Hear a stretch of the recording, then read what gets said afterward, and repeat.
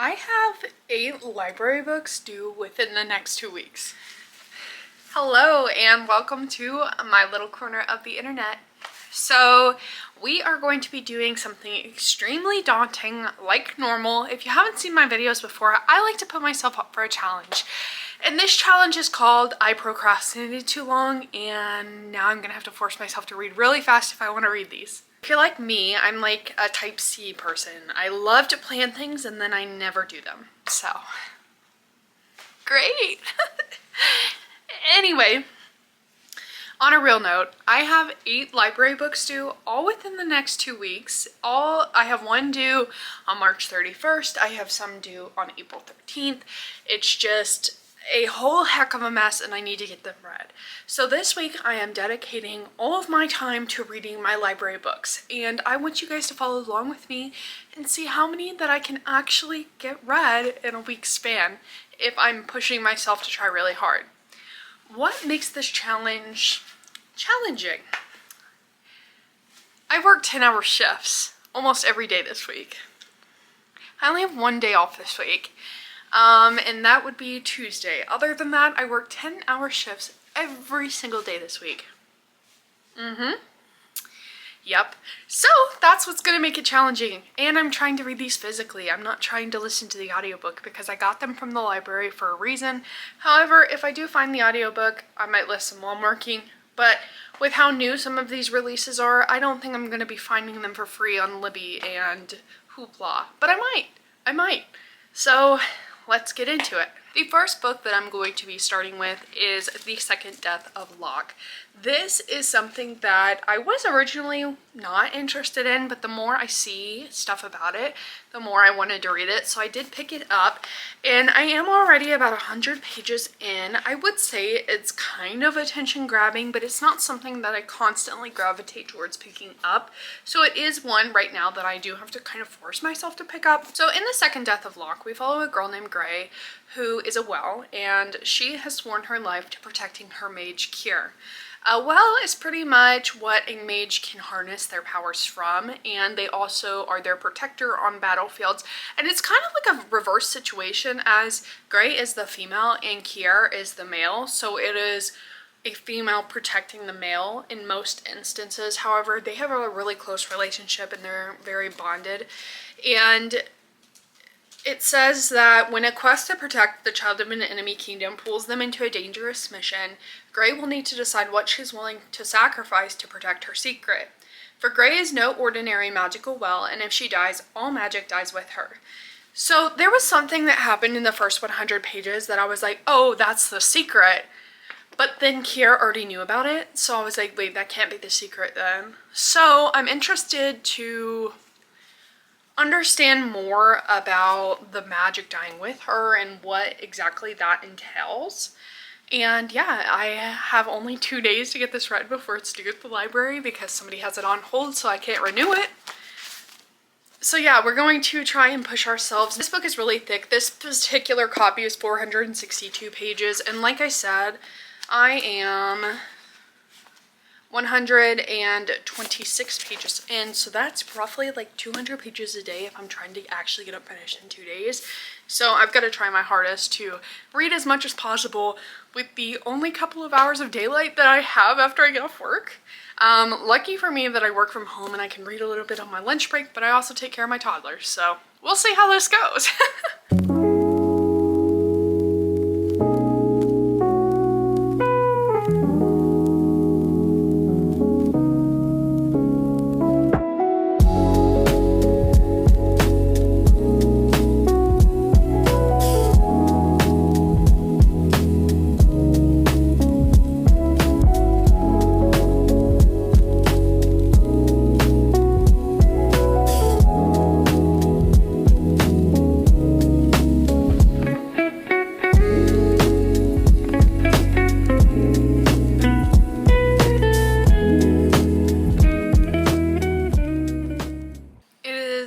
The next day, and I have not made much progress. I will be so honest with you guys right now. So pretty much what happened was after I got off work at 6 p.m. I ended up having to take my cat to the vet. So I take my cat to the vet, because they're having some upper respiratory issues, and I assumed it was like a URI, which is upper respiratory infection, and they were a little bit nervous. And even though I had recently ran a feline leukemia panel because it was just recently 8 weeks old, they wanted to run another one, so we did that. Came back negative. Herpes test came back negative. Upper respiratory infection came back negative. Literally nothing was wrong with her. Nothing. So I spent $150 to be told nothing's wrong with her, but luckily they did start her on some antibiotics just to be on the safe side. We're quarantining her for 3 days and giving her those antibiotics, and hopefully that will clear it up. If it doesn't, we will be making another trip back to the vet, which would suck, but hopefully she starts feeling better. I also know that I said in an earlier check-in that I work today. I ended up not working. I called out because my anxiety has just been so heightened lately. I have been having crazy panic attacks and a lot of like vomiting and nausea, and I think I really need to go back to my doctor and have my medications upped. I'm not sure if it's that or if it's like my other medications or the fact that I have been forgetting to take my medications regularly. Probably all of those things, to be honest, that are impacting it. But I haven't called out of work in over 6 months, so I felt like a mental health day was well justified. Because I mean, we have sick time, we might as well use it. So I went ahead and I called out and we decided to go fishing. So I went fishing, and I've probably read a total of 50 pages between last night, what I read before I had to take the cat to the vet, and today while we were fishing. So my goal for this afternoon is to absolutely sit down and devour this book and get it read. I think the hardest part for me is like, I'm having a little bit of trouble understanding what I'm reading, and it's not because they're big words or fantasy heavy words. It's more that, one, the thing that always throws me off is the names in fantasy books. And the names aren't that hard, but at the same time, you have to think about it. And then also with just fantasy dialect, it's just, I don't know, like hard for my brain. That's embarrassing, and to me that makes me sound so dumb. But I promise you guys, I'm not dumb. I am a nurse. Like, I know things, but like my brain doesn't always compute things. And I don't know if you guys feel that way too, or like ever have those times, but sometimes your brain just doesn't want to work, and this is one of those times. And I think that's also why I've been in a slump, because when I read, I just can't focus. And like I mentioned too, like with my anxiety, I just can't focus. Like I have to have my earbuds in, playing peaceful, calm ambience while I'm trying to read. But then one wrong thing and I'm like done for the day. You know what I mean? So I really do feel like I'm getting back into the reading vibe, but it is just taking a little bit more of a push to get me there than I would like. So I'm going to plan to go hard on the book this afternoon and get a majority of it knocked out, because like I said, it's due tomorrow. So yeah, I really need to get it read so that I can return it to my library by tomorrow night. Let's go ahead, let's get into it. Let's see how much that we can knock out of the way, and I will update you with my thoughts, hopefully within a couple hours. I know the lighting is not great, but it is nighttime. I'm about to go to bed, and I just wanted to give you guys a little bit of an update on where I'm at in the second death of Locke. So I have made it to page 288, and I am really starting to like it much more than I was. However, I wouldn't say that it's like a personal favorite of mine or anything like that. I am understanding it way better, but at the same time, it loses me a lot when we talk about the romance or about the things that went on in her homeland. I'm like, yes, I love it, give me more, it's feeding me. And then when we go more to like the fighting scenes or just like the general just talking to people, it loses me. I don't feel like there are anything spectacular. However, I still am really liking the book. I still am very interested. At first, when I was in the first 100 pages, I could have seen this being like a 2-star. Now I can see it being like a 3 or a 4.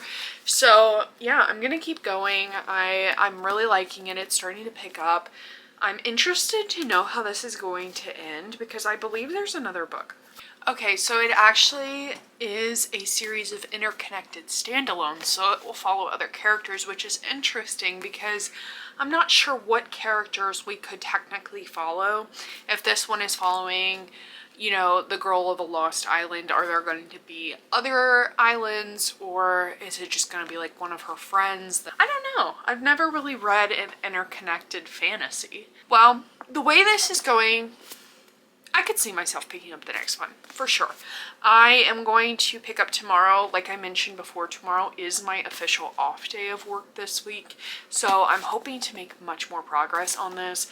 My goal is to finish it because, like I said, it's due tomorrow, and I have roughly 175 pages left to read, so yes, I think I can do it tomorrow, but it is going to take a bunch of willpower to just sit there and finish it.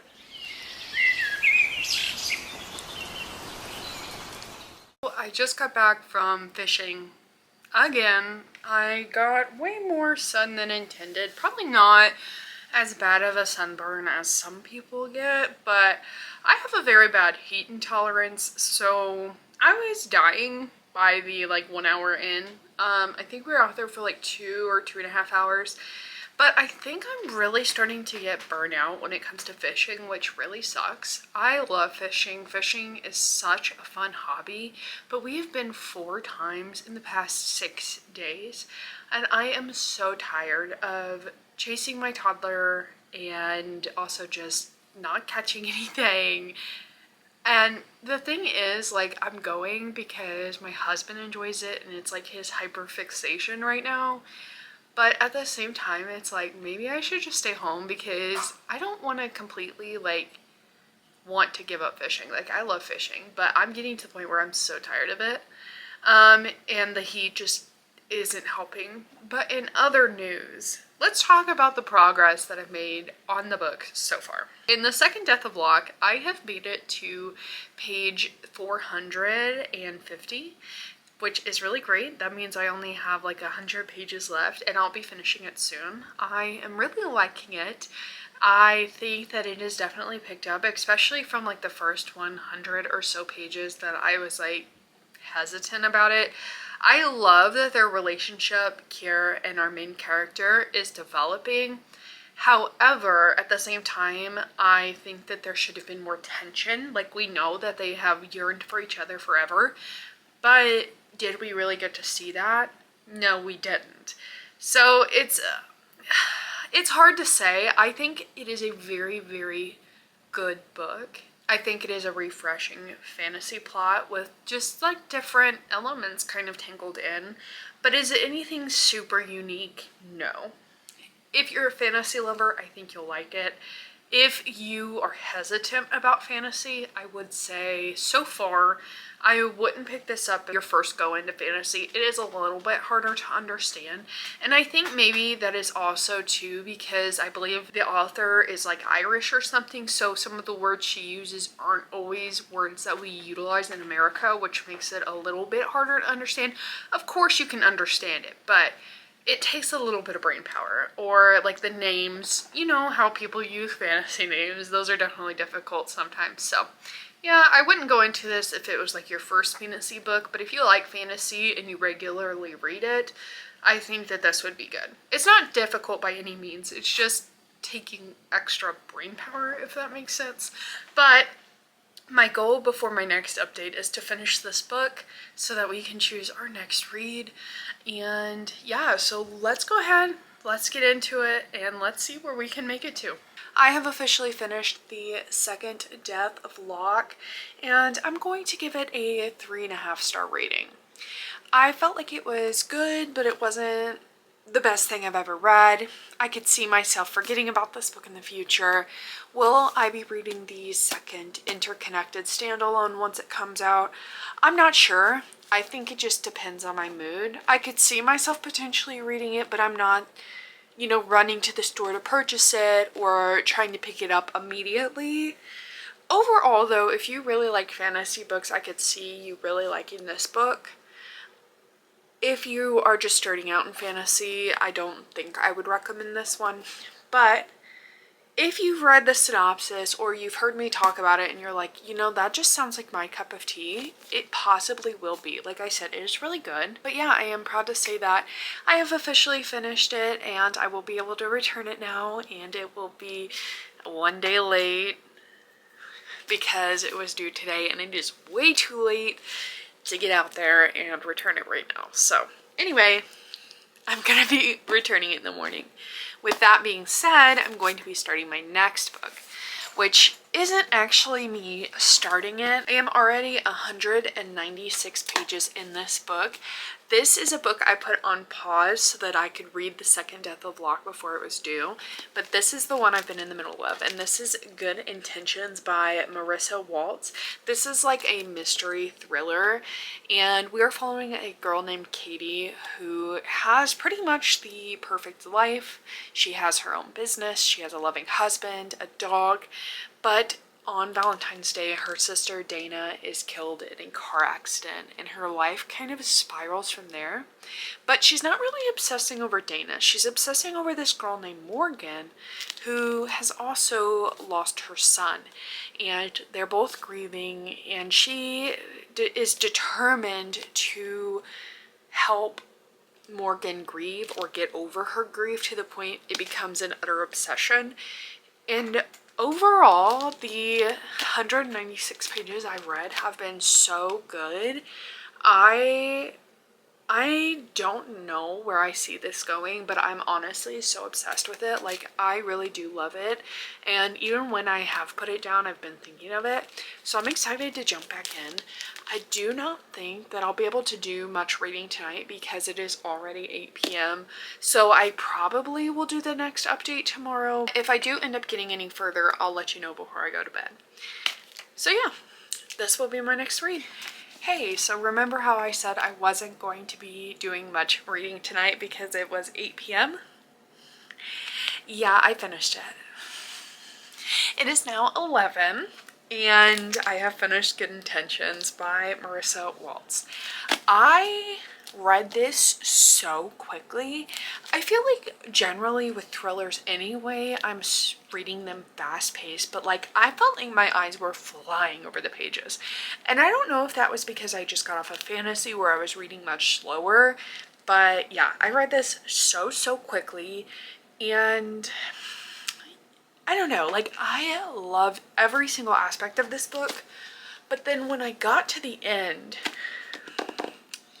I don't know if I like fully loved the resolution. It kind of seemed like it was setting itself up for a second book, but I can't find anything online about a potential second book.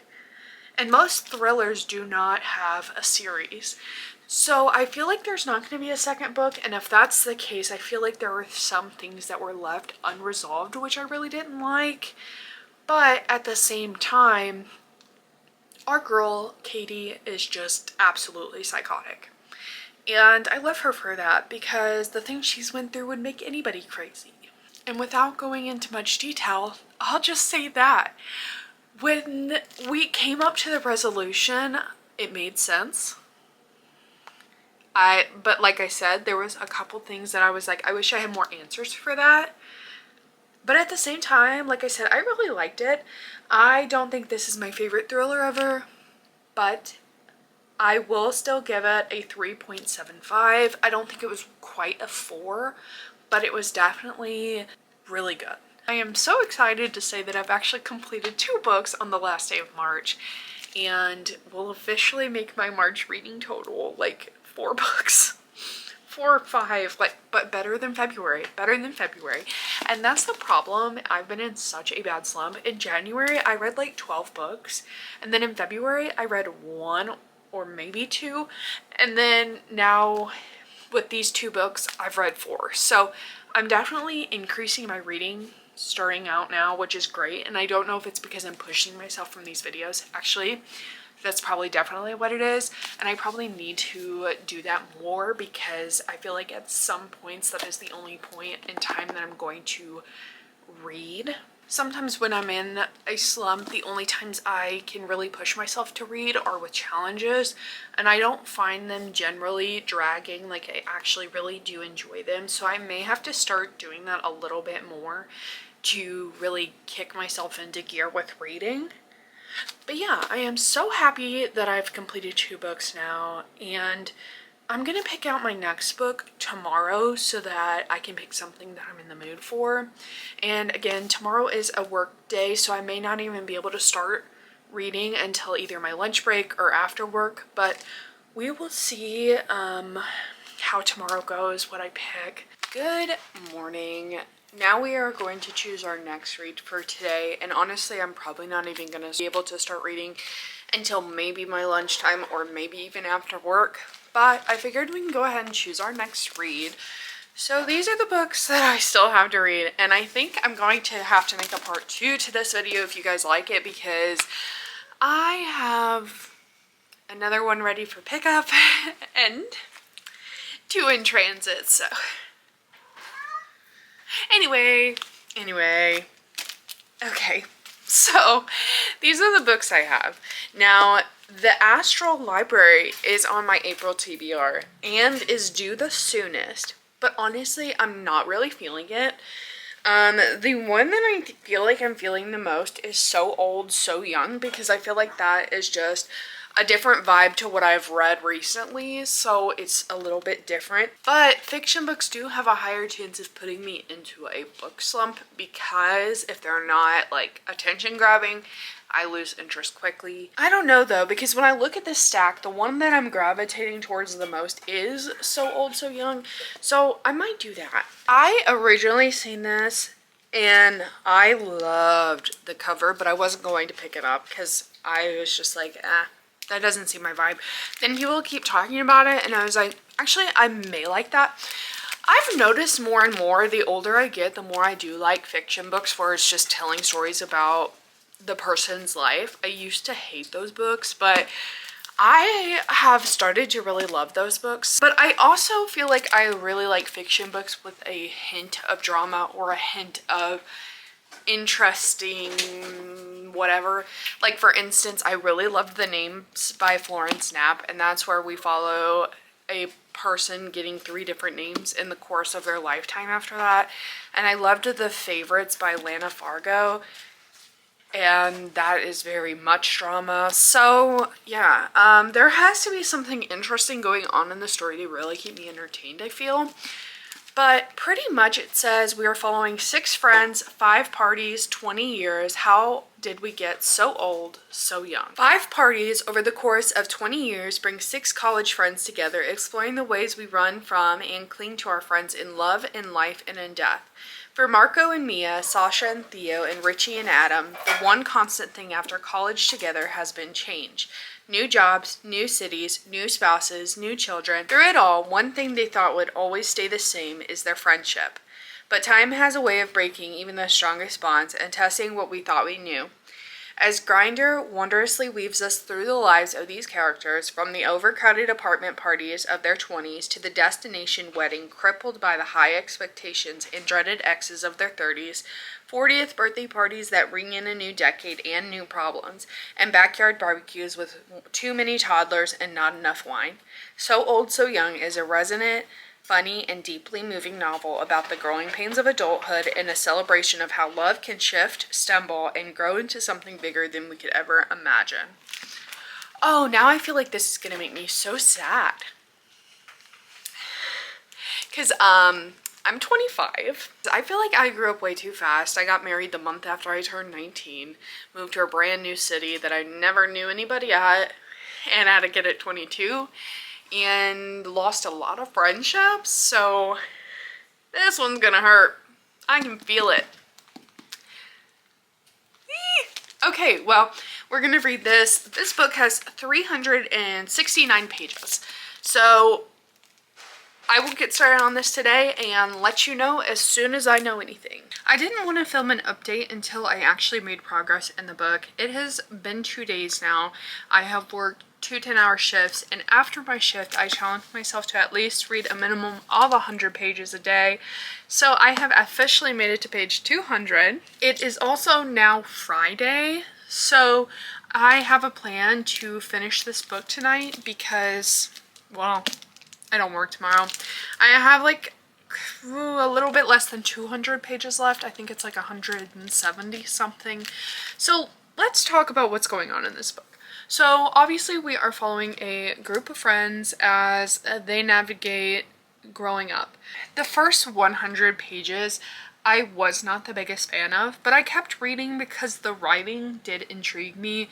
In the first 100 pages, we kind of followed them through like their early 20s, college life, and I was so confused because one, we're switching back and forth between like 6 different POVs, and then so I can't keep my people straight. Then the scene that we are following is like them at parties doing drugs and all this stuff, and it's not relatable to me because, like I've mentioned before, I'm in my 20s, but that has never been the type of life that I've led. So it's like, I don't know, not relatable. But at the same time, I was really loving Mia's perspective, so I kept reading because I feel like Mia's perspective is maybe the most prevalent and the most interesting to me. So then I kept reading, and as we got more into like the early 30s, 40s-ish, I'm really starting to like it. I'm really starting to attach myself to some of the characters. However, I still really am getting the characters confused. I also don't really care to read from any of the males' perspectives, but I do like the females' perspectives. So, I don't know, that might be interesting because clearly they're all wrote by the same author who I believe is a guy. His name is Grant, so I believe it's a guy and he's writing all the perspectives, but it's still funny that I do like reading the women's, just not the men. And I don't know, I don't find them interesting. But at the same time, I am interested to keep going because I feel like as the book goes on, the book gets better. So I am ready to finish this and to see what happens. So yeah, that's my update. Sorry that it took me so long to get here, but like I said, I've been working nonstop. So let's keep reading. I've officially finished So Old, So Young by Grant Grinder. And I have some thoughts. So on top of what I've already said, that the POVs are extremely confusing, I feel like they remain confusing throughout the entirety of the book. I had a hard time even till the end differentiating between the characters, and I don't know if that's because, one, there were so many POVs, or I was just simply losing interest. My brain didn't want to keep up with it. I also will say that I assumed that the book was going to end when they were all really old, but they actually ended the story when they were in their mid-40s, which is like, are they really so old? And I do get the point of the story, which was, one, forgiveness, because you never know when it's somebody's last moment, and also just to live with no regrets. There was also another lesson within the book that I wrote down and then I misplaced a paper and I've already forgotten. I literally finished this last night.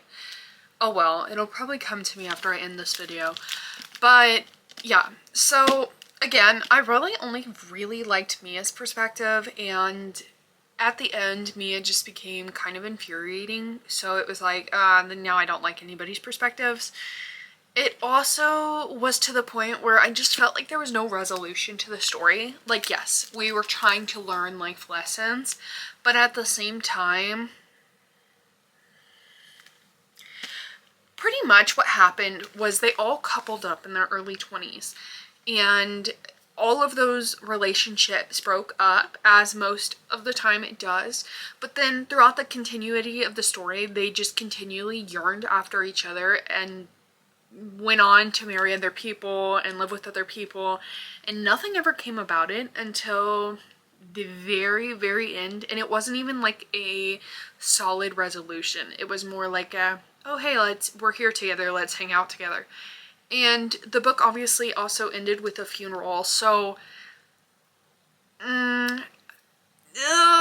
also, like to mention, I didn't even notice this until the very end, but we had all these perspectives. We started losing perspectives throughout the story, and like, where did they go?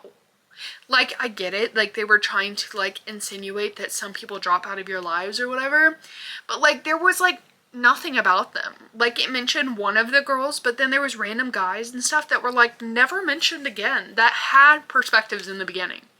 And it's like, okay, Where did they go? Because they literally were a character, like one of the main characters. So yeah. And it was also weird to me that the group of friends that were hanging out was the people that were like coupled up in the beginning, and so now they can't be around each other because they yearn for each other, but they hang out at every single get together that they have every couple years. So it's like, also, I don't know, like nothing just made sense. Like the story felt like it tried to revolve around the relationships, but the relationships did not grow, they did not fester. It was just, I don't know. I feel like the writing was good. I feel like if it was written differently, this would be a phenomenal read. And I am obsessed with this cover. I think this cover is gorgeous and so interesting. But unfortunately, I don't think it's worth the read. Maybe if you really, really just like reading about the mundane day to day, you'll like it.